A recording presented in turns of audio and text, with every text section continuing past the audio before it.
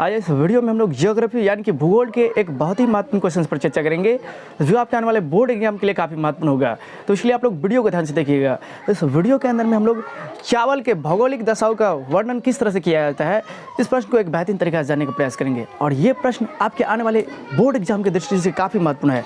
तो इसलिए आप लोग वीडियो को ध्यान से देखिएगा और इस प्रश्न को एक बेहतरीन तरीके से समझने का प्रयास कीजिएगा। तो जैसा कि हम सभी जानते हैं कि इस फसल को उपजाने के लिए ज़्यादा से ज़्यादा वर्षा की आवश्यकता होती है, यानी कि वर्षा ऋतु में उपजाई जाने वाली फसल को हम लोग क्या कहते हैं, खरीफ फसल। और चावल क्या है, एक महत्वपूर्ण खरीफ फसल है।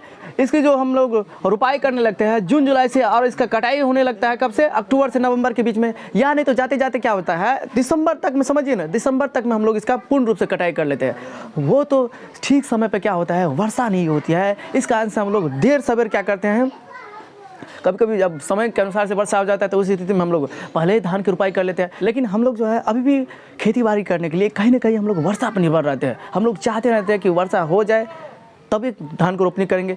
कहीं ना कहीं आज भी भारत के किसान खेती बाड़ी करने के लिए वर्षा पर निर्भर है। जिसके लिए होता क्या है, मान के चलिए किसी वर्ष अगर सही समय पर वर्षा नहीं हो पाता है तो उसके कारण से होता क्या है, धान की रोपाई थोड़ा लेट से होता है। जिसके कारण से जब रोपिएगा लेट से तो कटाई भी ना लेट से होगा। लेकिन इसके बारे में जो कहिएगा कि चावल उत्पादन के लिए, धान को रोपाई के लिए बेहतरीन बेस्ट समय कब से कब तक है, तो जून से जुलाई के बीच में आप बेहतरीन तरीक़ा से इसको मान के चलिए रोप दीजिए। और फिर इसके बाद अक्टूबर से नवंबर के बीच में कटाई कर लीजिए। लेकिन सही समय पर वर्षा नहीं होने के कारण से धान की रोपाई हम लोग थोड़ा देर से करते हैं, जिसके कारण से कटाई भी नहीं देर से होगा। एक बेहतरीन तरीका से समझने का प्रयास कीजिए।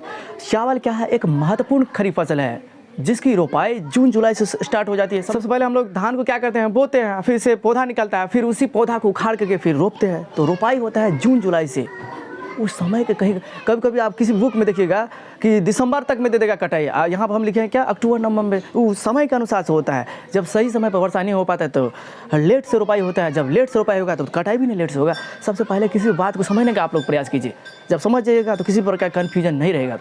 तो धान या चावल बोलिए, यह एक प्रकार का महत्वपूर्ण खरीफ फसल है जिसकी रोपाई जून जुलाई से शुरू हो जाती है और इसकी कटाई अक्टूबर नवंबर या नहीं तो दिसंबर के अंत तक में इसकी कटाई पूर्ण रूप से हो जाती है। इसके बारे में आप लोग समझ लिए।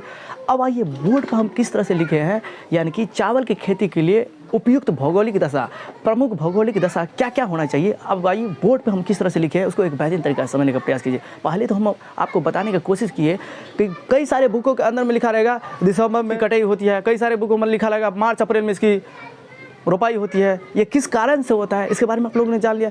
वो सही समय पर, अगर सही समय पर वर्षा नहीं होता है, इस कारण से होता क्या है, वर्षा के इंतजार में किसान सब लेट कर देता है धान की रोपाई करने में। बात को समझ रहे हो, किस लिए लेफ्ट राइट होता है, यहाँ पे थोड़ा हेर फेर होता है, डिफरेंस होता है किस में, इसकी रोपाई में और इसके बाद इसकी कटाई में। ये बात हम आपको तभी से समझाने की कोशिश कर रहे हैं कि इसकी रोपाई और कटाई में थोड़ा डिफरेंस क्यों आता है। इसके बारे में आप लोगों ने समझ लिया, ये वर्षा के कारण से होता है।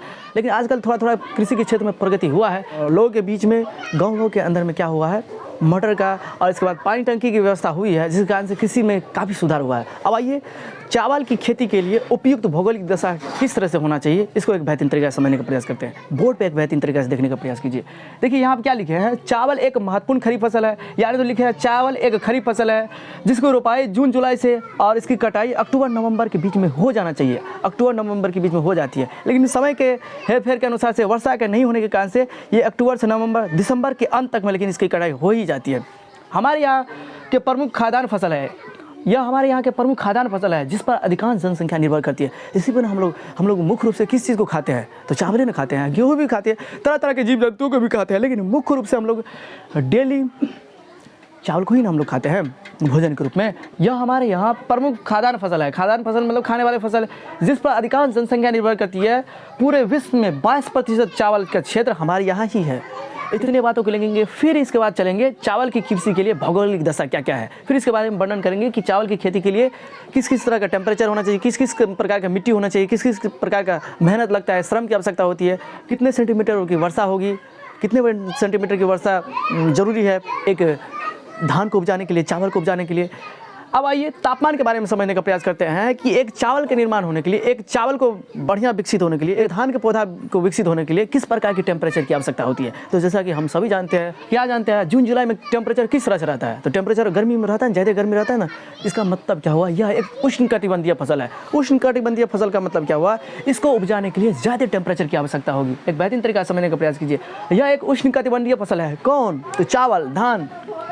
अतः इसकी उपज के लिए अधिक तापमान की आवश्यकता होगी। इसके लिए कम से कम 24 डिग्री सेंटीग्रेड तापमान की आवश्यकता होती है। और इसके बारे में बहुत सारी बातों को लिख सकते हैं, लेकिन जो महत्वपूर्ण बातें हैं जिसको लिखना आपको एग्जाम में ज़रूरी है, जिसको नहीं लिखिएगा एग्जाम में तो उससे हो सकता है आपके अंक में कटौती हो सकती है। सबसे पहले उसको जानिए, फिर इसके बाद हम स्क्रीनशॉट के माध्यम से आपको समझाने की कोशिश करेंगे। स्क्रीनशॉट दे देंगे कि चावल की खेती के लिए, चावल उत्पादन के लिए प्रमुख भौगोलिक दशाओं का वर्णन क्या होना चाहिए, वो भी हम आपको देने का प्रयास करेंगे। लेकिन पहले यहाँ पर समझने का प्रयास कीजिए।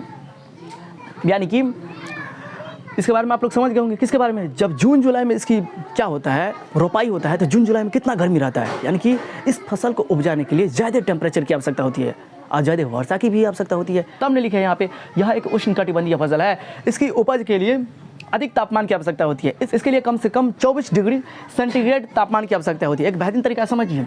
फिर वर्षा देखिए, इसको उपजाने के लिए ज़्यादा वर्षा की आवश्यकता होती है। तब ना हम लोग खेती बाड़ी करने के लिए वर्षा पर निर्भर रहते हैं, वर्षा का इंतजार करते रहते हैं किस तरह से ज़्यादा पानी आए, उस स्थिति में हम लोग धान की रोपाई करेंगे। एक बेहतरीन तरीका समझने का प्रयास कीजिए। धान की खेती के लिए, धान को उपजाने के लिए, धान की जो रोपाई करते हैं उस स्थिति में हम लोग ज़्यादा उसमें पानी डालते हैं, फिर इसके बाद रोपाई करते हैं। तो धान की खेती के लिए ज़्यादा वर्षा की आवश्यकता होती है। तो इसकी फसल के लिए 125 सेंटीमीटर से, कई बुकों में लिखा जाता है 150 सेंटीमीटर से भी, तो आप लोग घबराइएगा नहीं। इसकी फसल के लिए 125 सेंटीमीटर से 200 सेंटीमीटर वर्षा की आवश्यकता होती है। इससे कम वर्षा वाले क्षेत्रों में सिंचाई की सहायता से हम लोग फसल को उपजाते हैं। धान की खेती करते हैं ना, जहाँ पे मान के चलिए वर्षा नहीं होगा, तो उस स्थिति में हम लोग सिंचाई की सहायता से हम लोग धान को बोते हैं, धान को रोपते हैं। सिंचाई की सहायता से रोपते हैं। अगर नहीं रोपेंगे तो उस स्थिति में फसलें बर्बाद हो जाएगी, फसल होगा ही नहीं, तो हम लोग खाएंगे पिएंगे किस तरह से। तो समझ गए, इस तरह के फसल को उपजाने के लिए, धान को फसल को उपजाने के लिए हम लोग को ज़्यादा से ज़्यादा वर्षा की आवश्यकता होती है, ज़्यादा से ज़्यादा पानी की आवश्यकता होती है। इसको इस तरह से लिखिएगा, इस फसल को उपजाने के लिए 125 सेंटीमीटर से 200 सेंटीमीटर वर्षा की आवश्यकता होती है। कहीं कहीं पर 150 भी लिखा रहता है। इससे कम वर्षा वाले क्षेत्रों में सिंचाई की सहायता से हम लोग फसल को उपजाते हैं। मिट्टी क्या होना चाहिए? इसके लिए मिट्टी होना चाहिए जलोढ़ मृदा। जलोढ़ मिट्टी हम सभी जानते हैं, जलोढ़ मिट्टी के अंदर, जलोढ़ मृदा के अंदर में गेहूँ हो गया, धान हो गया, ये जलोढ़ मृदा के लिए काफ़ी उपयुक्त होता है। इसके लिए अत्यंत उपजाऊ जलोढ़ मिट्टी की आवश्यकता होती है। इसकी मिट्टी चिकायुक्त दोमट होनी चाहिए, ताकि पौधे की जड़ अच्छी तरह से विकसित हो पाए। पौधे की जड़ अच्छी तरह से विकसित होने के लिए चिकायुक्त यानी चिकनी युक्त, तब जो पौधे की जड़ को पकड़े हुए रहेगा एक बेहतरीन तरीका से, तब विकसित होगा, उसका जड़ मजबूत होगा। और किसी भी चीज़ का जड़ मजबूत होगा तब ना उसकी वृद्धि होगा। किसी भी वृक्ष को अगर मजबूती देखना है, अगर ऊपर जाएगा, कोई भी वृक्ष अगर ऊपर जाएगा तो उसकी स्थिति के लिए उसकी जड़ मजबूत होना चाहिए। ठीक उसी तरह से जैसे कि आप भी स्टूडेंट हो, अगर आप भी चाहते हो कि आपका भी समय बेहतर हो, आप भी आगे जाए, उसके लिए आप लोगों को आपका बेस स्ट्रॉन्ग होना जरूरी है। आपका बेस जब भी स्ट्रॉन्ग होगा तभी आप ऊपर जा सकते हो। आप मान के चलिए किसी घर के बारे में सोचिए, अगर घर का बेस स्ट्रॉन्ग नहीं रहेगा तो उस स्थिति में क्या आप 2-3 महल जोड़ सकते हैं, 2-3 महल जोड़ने का प्रयास कीजिएगा, लेकिन घर ढह जाएगा। तो किसी भी चीज़ के लिए, चाहे पेड़ पौधा के लिए, चाहे किसी भी इंसान के लिए, या कोई भी चीज़ के लिए, अगर उसको लंबा दूरी तक जाना है, बेहतरीन करना है, उसके लिए उसका आधार मजबूत होना चाहिए। आपका आधार क्या होता है? वही बेस, छोटी छोटी बातें। अब देखिए मिट्टी इसके लिए कैसा होना चाहिए? तो जलोढ़ मृदा होना चाहिए। और किस तरह से मिट्टी होना चाहिए जलोढ़ में भी? तो चिकायुक्त दोमट मिट्टी, ताकि पौधे की जड़ अच्छी तरह से विकसित हो पाए। फिर इसके बाद क्या लिखे हैं? श्रम का मतलब मेहनत, मजदूर। इसकी कृषि के लिए मानव श्रम की अत्यधिक आवश्यकता होती है, क्योंकि रोपनी से लेकर कटनी तक आज न मशीन आ गया है। तो मशीन के आ जाने के कारण से हुआ क्या है, मानव के श्रम की बचत हुई है। जिस समय मशीन हमारी ज़िंदगी के अंदर में नहीं आया था तो उस स्थिति में हम लोग ही कटाई, रोपनी सब करते थे। लेकिन आज मशीन का खोज होने के कारण से आज हम लोग घंटों का काम सेकंडों में कर लेते हैं। तो पहले जब ये मशीन नहीं आया था हमारी ज़िंदगी के अंदर में, तो हम लोग अभी भी जनरली सामान्यतः गाँव के अंदर में और शहरों के अंदर में भी धान की रोपाई खुद मनुष्य करता है। मानव श्रम के द्वारा ही रोपनी कटनी सब कुछ होता है। तब ना हम लोग का गार्जन जाता है कहाँ पे? पंजाब जाता है। वैसे पंजाब जितने भी विकसित राज्य है वहाँ पे धान कटने के लिए उस तरह का मशीन का इस्तेमाल किया जाता है, क्योंकि इससे होगा क्या है, समय की बचत होगी और बढ़िया काम भी होता है। अब देखो इसकी कृषि के लिए मानव श्रम की अत्यधिक आवश्यकता होती है। खेती से लेकर रोपनी कटनी तक का कार्य मानव श्रम के द्वारा ही संपादित होता है, यानी कि मानव के श्रम के द्वारा ही, मानव की मेहनत के द्वारा ही किया जाता है। तो हम आशा करते हैं कि आप लोगों ने इस प्रश्न को एक बेहतरीन तरीका से समझ लिए होंगे। आइए एक बार और एक बेहतरीन तरीका से हम आपको समझाने का प्रयास करते हैं कि चावल की खेती के लिए उपयुक्त भौगोलिक दशा कैसा होना चाहिए।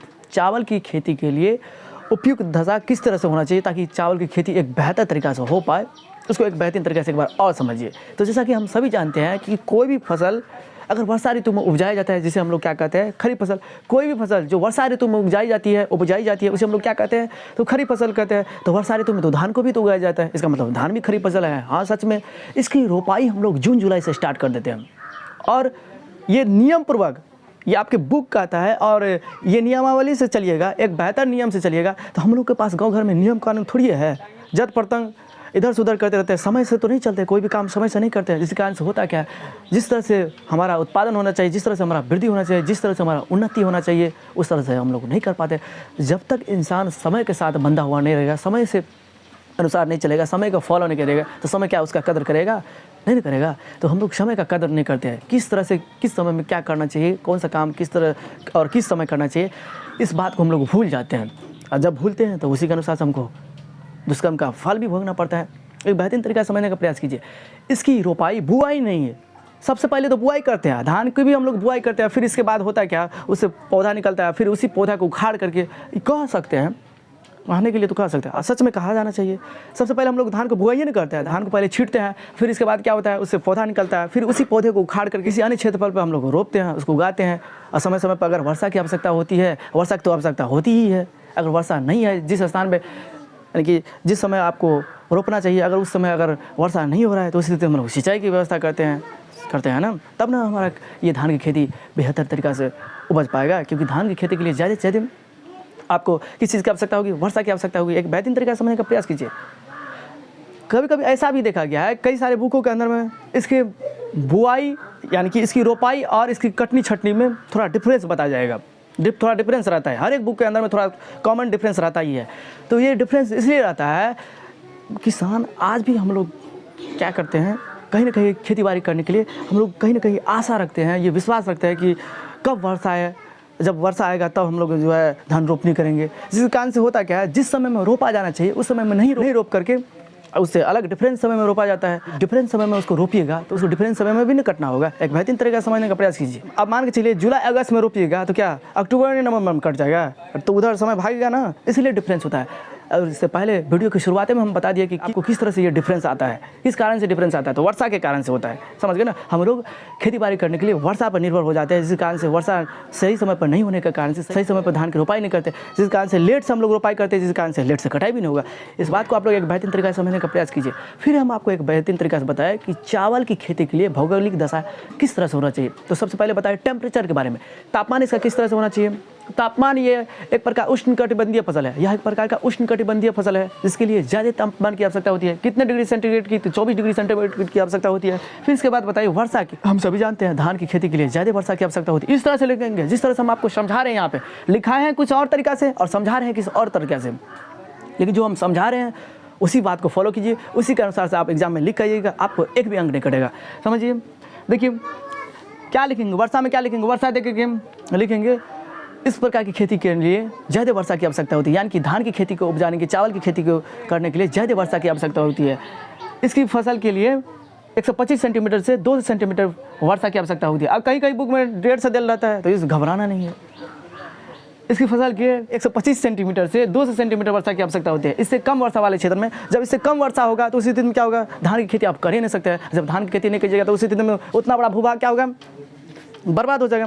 तो इसी बर्बाद से बचने के लिए हम लोग रोपना जरूरी है, और नहीं रोपेंगे तो खाएंगे क्या। इतनी बड़ी विशाल जनसंख्या को पेट भरने के लिए आपको खेती बाड़ी तो करना ही पड़ेगा। जहाँ पे ज़्यादा वर्षा नहीं होता है तो उस स्थिति में हमारे पास है ना, आज तो तरह तरह की सुविधाएं आ गई है, हेडपंप आ गया, पानी पटाने वाले मशीन का इस्तेमाल करते हैं, मोटर आ गया, उसके साथ हम लोग सिंचाई भी कर लेते हैं। और फिर सिंचाई करके फिर हम लोग फसल को उपजाते हैं। मिट्टी कैसा होना चाहिए, तब दोमट मिट्टी होना चाहिए, यानी कि जलोढ़ मृदा होना चाहिए। अब अंतिम में देखिए श्रम, इसकी कृषि के लिए मानव श्रम की ज़्यादा से ज़्यादा आवश्यकता होती है। आज ना हम लोग के पास मशीन आ गया, पहले मशीन नहीं था, तो हम लोग अभी भी गाँव के अंदर में जनरली सामान्यतः इस खेती करने के लिए मशीन का हम लोग थोड़ी है, उतना पूंजी नहीं है, मशीन लगा करके धान रोपनी कर लेंगे, धान कटनी कर लेंगे। तो इसके बारे में आप लोगों ने समझ गए होंगे कि चावल के उत्पादन के लिए प्रमुख भौगोलिक दशा किस तरह से होना चाहिए। तो चलिए दोस्तों, फिर मिलेंगे नए वीडियो में नए कंसेप्ट के साथ, तब तक के लिए हमें विदा दीजिए। जय हिंद, जय भारत।